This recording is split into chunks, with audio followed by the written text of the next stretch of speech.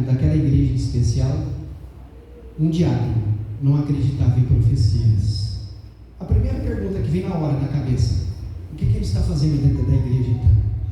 Como eu posso estar dentro da igreja e não crer, não acreditar nas profecias? E aqui diz: não havendo profecia, o que acontece com o povo? Se corrompe. O livro 2 de Pedro 1, versículo 20 e 21 diz: esta passagem é um ponto-chave para entender a natureza da profecia. Ela afirma que as profecias não são fruto de interpretação individual. Não é um mago, não é um adivinho, não é um agoureiro, não é um cartomante que vem dizer, mas são mensagens que vêm de Deus, transmitidas através de pessoas movidas por quem? Pelo Espírito Santo de Deus. Mas uma concepção bíblica de profecia. Qual é a concepção bíblica? A perspectiva bíblica sobre profecia é aquela que não é invenção ou interpretação humana, mas um relato inspirado por Deus. Os profetas não são videntes ou adivinhos, mas comunicadores da vontade e do conhecimento de quem? De Deus. A igreja remanescente, o último povo. Quais são as características da igreja remanescente? Ela foca em uma mensagem específica. A igreja adventista do sétimo dia foca nas 3 mensagens angélicas. Nenhuma outra denominação fala das 3 mensagens angélicas. Ensino ou profecia específica que outras igrejas ignoram, não gostam. E hoje, no fim dos tempos, as pessoas estão se cercando, assim como de 2 Timóteo 4, de 2 a 5, de pastores, de pregadores, de evangelistas, de acordo com a sua boa vontade. Ontem eu estava pregando na igreja da Guia e falávamos um pouco lá e tinha um pouco mais de tempo, é claro. E normalmente, aqui não é diferente, os irmãos, cada um se identifica com o tipo de pregador da nossa igreja. Você gosta daquele tipo de voz, da forma como ele fala, mas enfim, cada um escolhe um jeito e ouve, é claro. Mas agora a Bíblia está dizendo que agora no fim dos tempos as pessoas vão se cercar de pastores, de mestres, de acordo com a sua vontade, não o que a Bíblia tem para dizer. E olha que as igrejas estão cheias de pessoas em busca de bens materiais. As pessoas estão em busca de bens materiais, saúde, não querem mudar a sua alimentação, a forma de viver, de se alimentar, mas continuam comendo. E nós precisamos nos preparar para isso. O nosso corpo é o templo e a morada do Espírito Santo, mas as características continuam. Concepção do remanescente: acredita que a igreja é um grupo fiel e permanece leal a Deus, mesmo em tempos de apostasia ou desvio. Houve um momento na história do povo de Israel, eles estavam no cativeiro, eles estavam em Babilônia. Nabucodonosor mandou construir uma estátua de ouro dos pés à cabeça, da cabeça aos pés. E disse, foi promulgado um edital, um decreto que todos deveriam se curvar diante daquela estátua. Por algumas linhas de raciocínio, nos leva a crer que ele enviou para que Daniel não pudesse estar ali, mas o fato é que Sadraque, Mesaque e Abednego, o Ananias, Misael e Azarias estavam ali naquele local. E quando tocou a trombeta, todos se curvaram diante daquela estátua. Daniel estava fora naquele momento. Sadraque, Mesaque e Abednego não se curvaram diante daquela estátua. Isso é que nós sempre dizemos. O que nós não dizemos normalmente é que também dentro daquela nação babilônica havia uma nação israelense também lá dentro. Havia um rei que havia sido levado cativo e estava ali, e juntos se inclinaram diante da estátua de Nabucodonosor.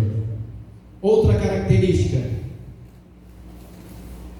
dos tempos antigos: assim foi destruído todo o ser vivente. Gênesis 7, versículo 23 diz, olha só, assim foi destruído todo o ser vivente que havia sobre a face da terra, desde o homem até o animal, até o réptil, a ave do céu, todos foram eliminados e foram extintos da terra, e ficou somente Noé e os que com eles estavam na arca. Até então, neste momento, dentre toda aquela geração de pessoas, Noé, sua esposa, seus filhos e suas noras, foram remanescentes, foram o restante, foram o resto de toda a nação, da criação até aquele momento. Eles foram uma pequena nação, eles foram o remanescente daquele período. Mas e agora, nos fins dos tempos? Uma igreja remanescente. Talvez trocaríamos o último remanescente. Apocalipse 12, versículo 17 diz: e o dragão irou-se contra a mulher, e foi fazer guerra, e foi pelejar contra o restante, contra a sua semente, contra o restante daquela mulher. Repito, e o dragão irou-se contra a mulher, e foi fazer guerra ao restante da sua semente, da sua descendência. Agora vem um detalhe importante ali: os que, aqui em Apocalipse 12, versículo 17, os que, esse é o detalhe, os que guardam os mandamentos de Deus e têm o testemunho de Jesus. Os que guardam os mandamentos de Deus e têm a fé em Jesus. E nós sabemos muito bem que o dragão representa Satanás e a mulher representa o povo de Deus. O remanescente é o mesmo que restante de sua descendência. O último descendente, o dragão, Satanás, está irado então com aqueles que guardam os mandamentos de Deus e que têm o testemunho de Jesus. O termo remanescente se refere ao povo de Deus, sua igreja no tempo do fim, que permanece fiel a Deus e às suas palavras estas, que é a verdade. No dicionário Aurélio, remanescente significa aquilo que sobra ou resta, que permanece de algo maior. A Bíblia sempre falou de pessoas, de coisas que aconteceram, de gente que permaneceram firme aos propósitos de Deus, e aqui nos fala em Lucas 12, versículo 32, Isaías 24, de 4 a 6. Isaías fala que o povo de Deus é um povo que? Pequeno. Quando o mundo foi destruído, na época de Noé, quantas pessoas sobraram?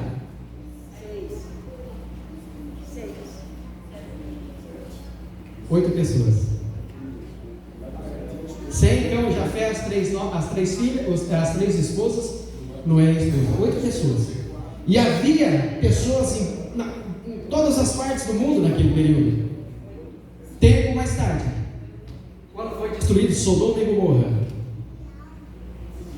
e as cidades ao redor, eu calculo no total de 13 cidades. Quantas pessoas restaram? 3 pessoas, a princípio, né? Ló, as 2 filhas. É claro que depois Ellen White fala sobre o que acontece com elas, mas o fato é que sempre está sobrando. Então o rebanho de Deus, ele é um rebanho pequeno. Em cada época Deus confiou ao seu povo uma verdade, uma história específica que se opõe diretamente aos desejos e propósitos de cada coração humano. Eu também não posso vir e adorar a Deus do jeito que eu acredito, que eu quero, não. Quando Deus disse aos filhos de Adão e Eva que eles deveriam fazer o holocausto, deveriam fazer sacrifícios, e Deus estipulou, Deus determinou como deveria ser feito. Abel fez exatamente como Deus ordenara, mas Caim queria adorar a Deus da forma que ele desejava. E aí aconteceu o que nós sabemos que aconteceu. O objetivo desta verdade especial é manter sua igreja, seu povo, separado do mundo. Em 1 de João 2, 15 a 17 diz: não amem este mundo nem as coisas que ele oferece, pois quando amam o mundo, o amor do Pai não está em vocês. Versículo 17: este mundo passa, e com ele tudo que as pessoas tanto desejam, mas quem faz o que agrada a Deus vive para sempre, ou viverá para sempre. Eu já viajei por boa parte do mundo. Já viajei por mais da metade dos estados brasileiros. De vez em quando eu passo por alguns lugares que às vezes eu sento e fico observando. Será que aquilo é verdade? O nosso Brasil está cheio de coisas assim, de lugares assim.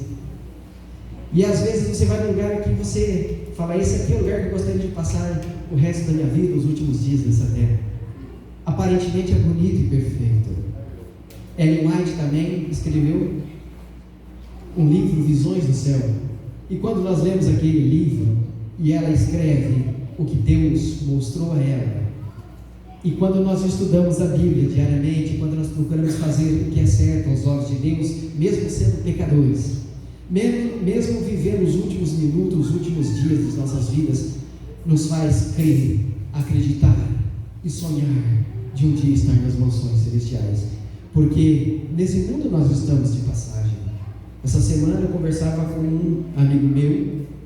Ele é um mecânico, um dos mecânicos da concessionária Yamaha ali em Várzea Grande, em frente à central de Várzea Grande.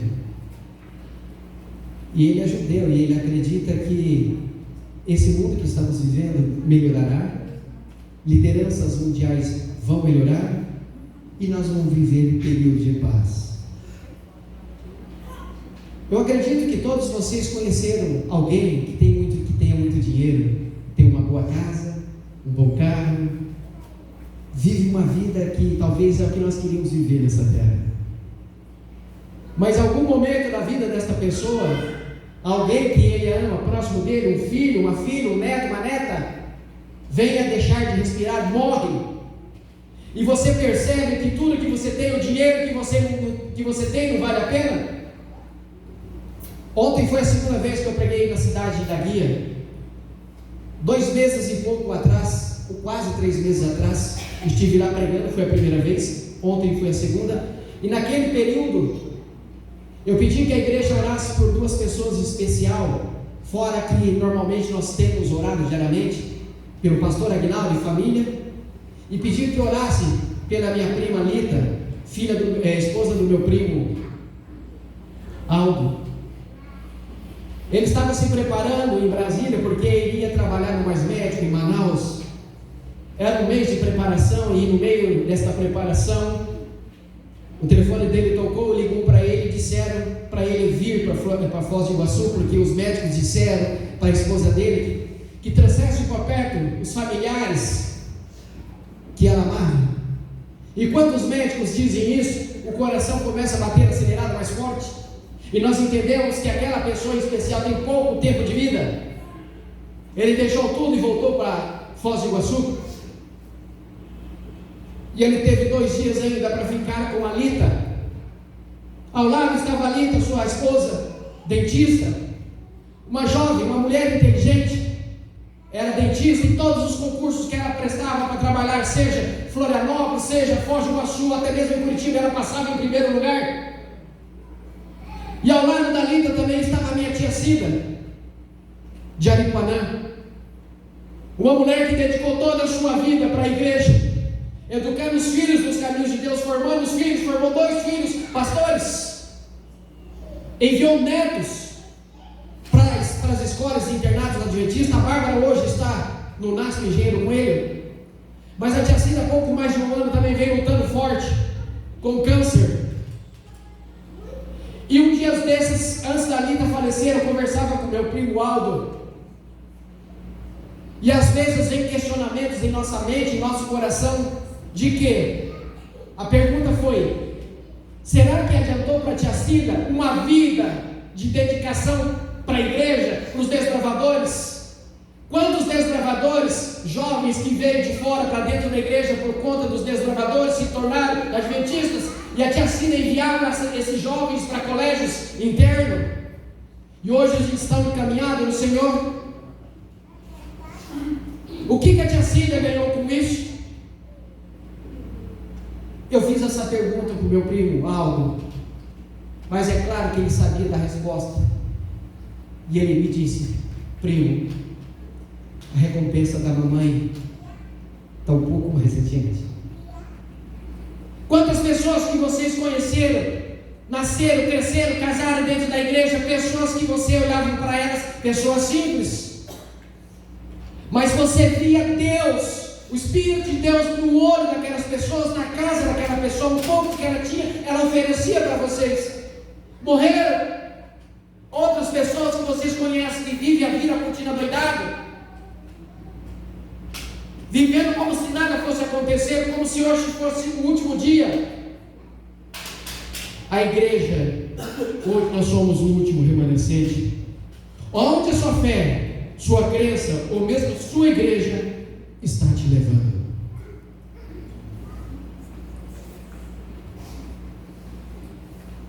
A Bíblia fala que na volta de Jesus, agora, algumas pessoas dirão que as montanhas caiam sobre eles.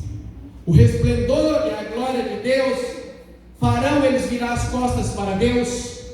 Vocês lembram quando Moisés desceu do Monte Sinai? O que aquelas pessoas pediram que Moisés fizesse? Que cobrisse a sua cabeça com pano, porque a glória de Deus refletindo de Moisés, reverberava naquelas pessoas, e elas não podiam olhar para quem? Para Moisés. O caminho que você tem trilhado te levará para o reino de Deus? Mesmo estando dentro da igreja uma vida inteira, o apóstolo Paulo escreve: os que estão em pé, cuidem para que não caiam. Ou está te prendendo no reino dos homens? Repito aquele versículo que eu disse no começo, 2 Timóteo 4, de 2 a 5, diz que agora no fim dos tempos as pessoas vão cercar-se, as pessoas vão procurar pastores, pregadores, evangelistas de acordo com a sua vontade. Esse jovenzinho de 14 anos, esses dias agora que a polícia determinou, porque ele estava sendo ameaçado de morte, o conselho tutelar proibiu que ele fosse pregar. Se ele está pregando mentiras ou não, se ele está pregando curas ou não, é um rapaz inteligente. E nós sabemos que as pessoas inteligentes hoje usam a inteligência de uma forma errada para ganhar dinheiro. Eu não questiono ele, eu questiono as pessoas. Oséias 4, versículo 6 diz o quê? O meu povo perece por falta de quê? De conhecimento. Tem os vídeos desse guri fazendo milagre, entre aspas. Isso não é verdade. Quem foi que pregou para Jesus a teologia da prosperidade? O inimigo. Se ajoelhares diante de mim, tudo isso eu te darei. A Bíblia também fala, o livro de Atos, nos 2 últimos capítulos, lá no finalzinho, que se fosse escrever em livros tudo que Jesus curou no período que Jesus esteve aqui nessa terra, não caberia neste planeta. É assim que está escrito. E já se passaram quase 2000 anos. Eu digo quase porque Jesus começou o ministério aos 30 anos. E se formos por essa lógica, 2000 anos no começo do ministério de Jesus vai ser em 2030 para 2031. Mas se foram quase 2000 anos, e as pessoas estão morrendo, estão doentes.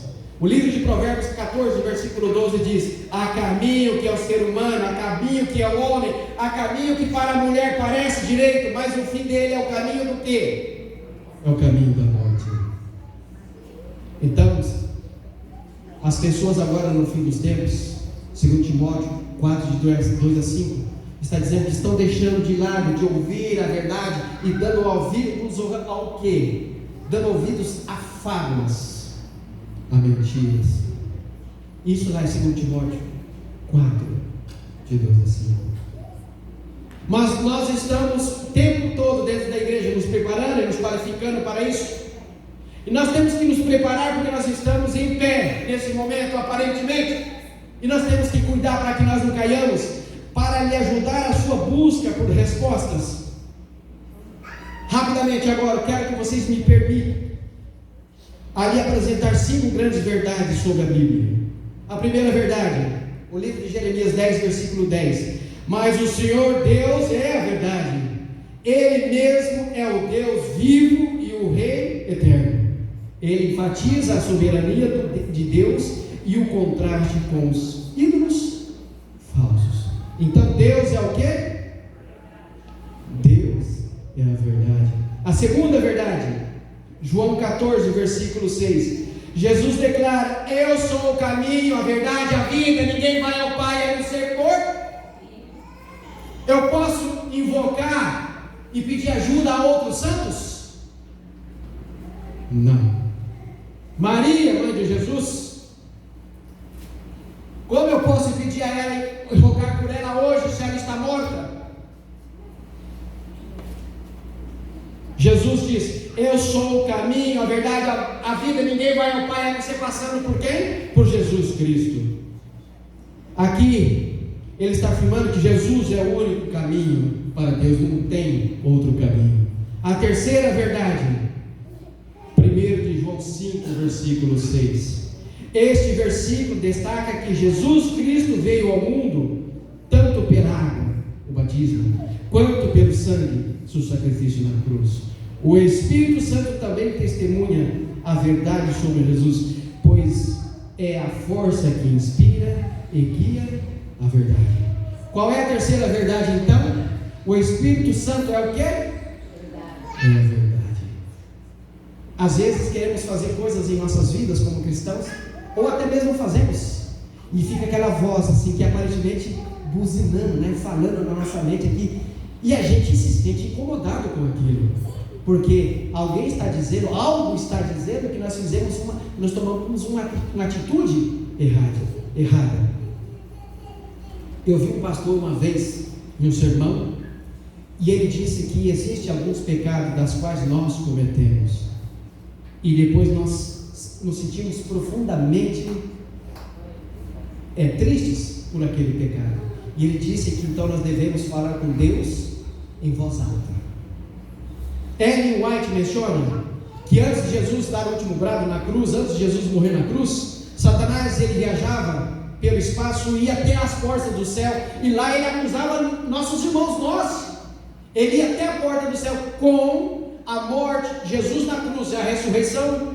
E isso é uma coisa que não sei se vocês já leram. O grande conflito diz que quando Jesus deu o último brado e foi colocado ali no túmulo de José de Arimateia, alguém havia ouvido e disse: olha, ele disse que vai ressuscitar. Eles não acreditavam que Jesus ressuscitaria, mas deixaram ali uma legião de soldados. Mas Ellen White diz que também fora algumas pessoas que eram seguidores de Jesus, as hostes angelicais estavam ali naquele momento, porque aquele momento que Jesus estava no túmulo, e quando Jesus ressuscitasse no domingo pela manhã, seria a vitória geral do universo de Jesus sobre Lúcifer, sobre Satanás. Mas Ellen White também menciona que ali no túmulo daquele lugar estavam todos os anjos, inclusive Satanás, e ele estava ali, porque ele também sabia que se Jesus não ressuscitasse, ele seria soberano aqui nessa terra. Mas se Jesus ressuscitasse no domingo pela manhã, ele sabia que estava condenado à morte eterna. No domingo pela manhã, o anjo que ficou no lugar de Lúcifer no céu, o anjo Gabriel, ele veio no alvorecer do dia, diante do túmulo, e disse: Jesus, o teu pai te chama, sai para fora.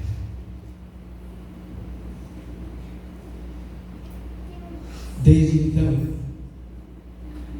daquele período para cá, para cada um de nós, surgiu a oportunidade de um dia podermos ser reestabelecidos ao Éden perdido. Mas às vezes questionamos, fazemos perguntas: por que demorar tanto tempo? Desde a queda de nossos primeiros pais até hoje, 6.000 anos. Por que tanto tempo? Irmão, se Jesus tivesse voltado há 100 anos atrás, irmã, se Jesus tivesse voltado 100 anos atrás, a senhora estaria aqui hoje? Não. A quarta verdade, João 17, versículo 17. Esse versículo é parte da oração de Jesus para os seus discípulos, pedindo que Deus os santifique, ou seja, os purifique e os separe para o serviço. Então aqui está dizendo, a Bíblia é o que? É a verdade. As pessoas hoje estão em busca de do que foi profetizado. Tem muitas igrejas, outras denominações dizendo: eu tive um sonho, Jesus me mostrou essa noite, eu quero dizer para vocês, eu sou profeta. Se eu estou dizendo isso, eu posso largar a mão da Bíblia, então deixar para cá e vou começar a ir para a igreja e começar a ouvir o que as pessoas estão tendo, visões de Deus, que é mais importante que a Bíblia. No Velho Testamento, Jesus falava com as pessoas por intermédio dos profetas.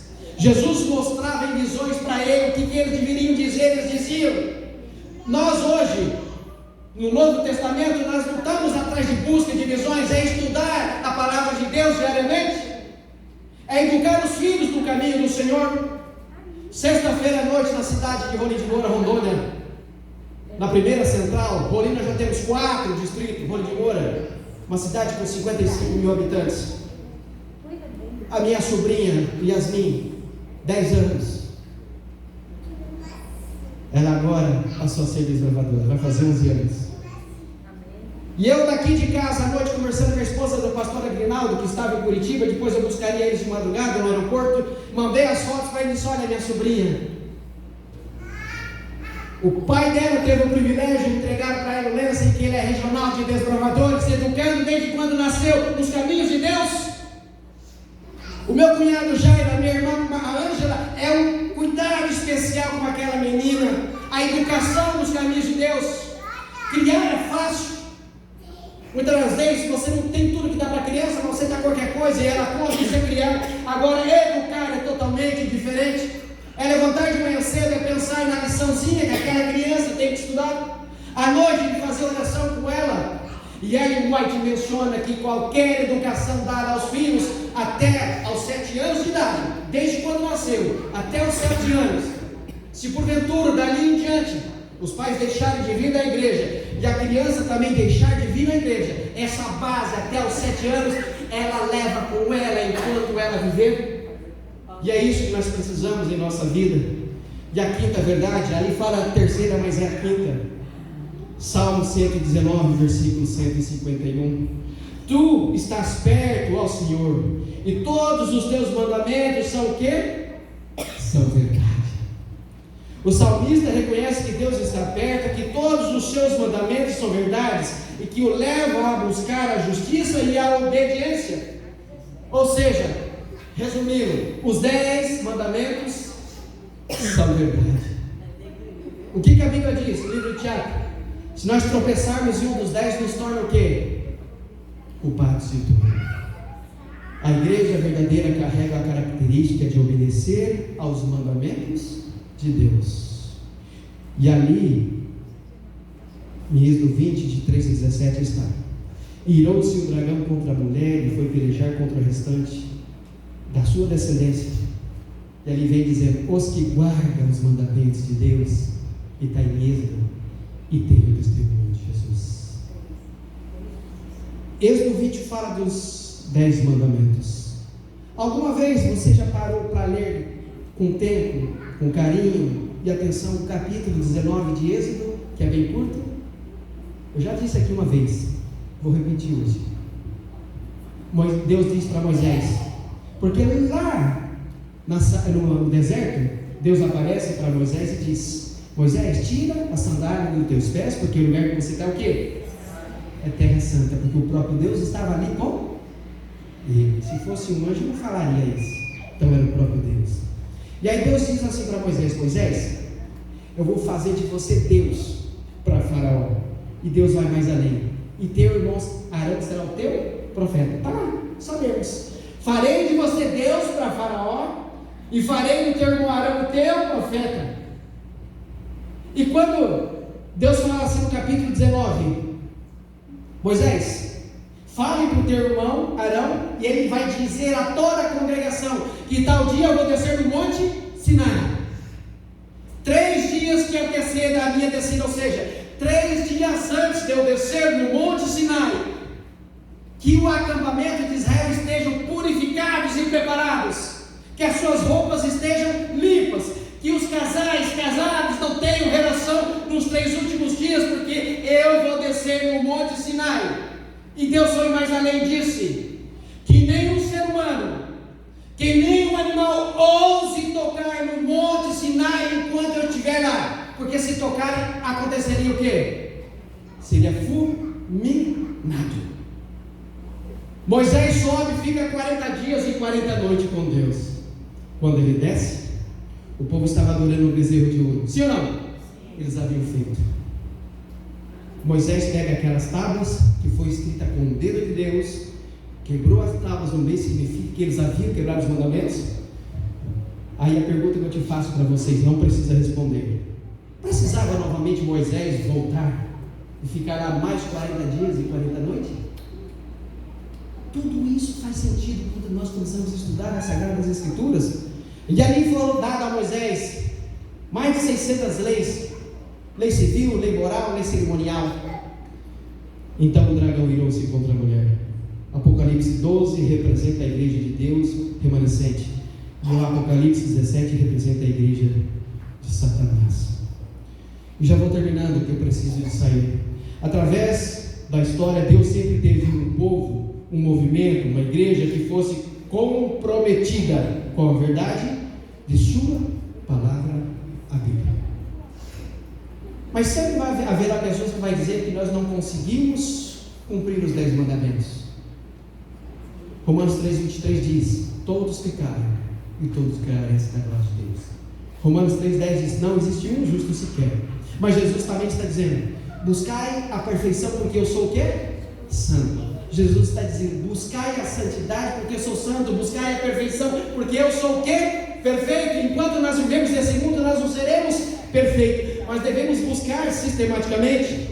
O livro de Deuteronômio 7,7 declara que o Senhor não escolheu o povo de Israel por serem numerosos, não, mas sim por amor e por cumprir a promessa feita aos seus antepassados, Abraão, Isaac, Jacó. O livro de Lucas 12:23 e 12:32 diz assim: não temas, ó pequeno rebanho, porque o vosso Pai agradou-se do vosso reino. No dilúvio, poucas pessoas se salvaram. Na época de Sodoma e Gomorra, poucas pessoas se salvaram. Queridos, está na hora de ouvir a voz de Deus. Está na hora de ouvir o que o Espírito Santo de Deus está dizendo em suas mentes e em seus corações. O Apocalipse chama isto a uma confusão religiosa. As igrejas que não são de Deus, de Babilônia, ele convida e está dizendo: sai delas, povo meu. Que você possa colocar a sua vida em prática. E lembre-se, hoje, o mais importante hoje não é a volta de Jesus, mas como está a sua vida. Como o pastor Bechara sempre diz: como está a sua vida se Jesus voltasse hoje? Quantas vezes na sua vida já aconteceu de alguém chegar e dizer para você: olha, a fulana de tal morreu, e você ficar impactado? Você não esperava? Simplesmente do nada faleceu. Aquela jovenzinha barragana do Rio Grande do Sul começou o ministério aos 9 anos de idade, se tornou uma grande oradora, uma grande pregadora, uma grande evangelista.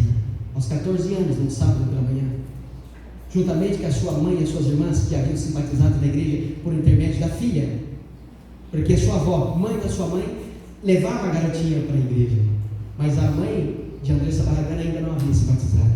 As irmãzinhas da Andressa Barragana ainda não havia se batizado, mas ela se batizou. E nessa curta carreira de evangelista da igreja da Andressa Barragana, ela conseguiu trazer a mãe e as irmãs. O pai não. Um sábado pela manhã, estavam se deslocando no carro para uma igreja onde Andressa seria oradora naquela manhã de sábado. Houve um acidente. O carro que a Andressa estava colidiu com um caminhão, vindo a falecer. Mas a Bíblia diz que o anjo de Deus acampa ao redor daqueles que os temem, os defende. Sabe, irmão, precisou que a Andressa, a esposa e as outras filhas morressem para que o pai de Andressa viesse para a igreja. Agora imagine se vocês o encontro que será no céu. O encontro que será no céu quando dois gigantes, Davi, porque ele mandou a carta para que um homem de sua confiança, eram os 10 principais de sua confiança, e que não era do povo de Israel, que depois havia passado a ser do povo de Israel. Esse homem então pega a carta e leva para Joabe. E quando Joabe lê a carta, na carta dizia que os soldados israelenses deveriam aproximar-se das muralhas para que as flechas lançadas por aquele povo alcançassem e pegasse Urias, que Urias deveria estar na frente. Então, que encontro que será lá no céu? Davi passou a ser um homem segundo o coração de Deus, depois que ele reconheceu o que ele havia feito, mas para isso perdeu 4 filhos, e a Bíblia narra a história de todos. Que encontro será lá no céu quando você lá estiver e rever alguém que por um motivo ou outro já descansaram no Senhor? Aqui está o Reginaldo, meu primo. A tia Sueli faleceu final do ano passado, um pouco antes do Natal. Aproveitou um pouco os outros netinhos pequenos. Eu deixo vocês agora, que vou me deslocar para a igreja, para a central do Cristo Rei. Mas não esqueça, nós somos o último remanescente. Faça o que tiver que fazer. Perdoe quem tiver que perdoar. Ame a todos. Diga que você o ama, não importa o que acontecer, talvez o amanhã será muito tarde. Quero fazer a oração final e que Deus possa abençoar a cada um de vocês. Vamos colocar em pé. Querido Deus, muito obrigado, Senhor, porque o Senhor tem nos proporcionado momentos felizes, momentos dentro do seu templo, e aqui louvando e agradecendo o teu santo nome.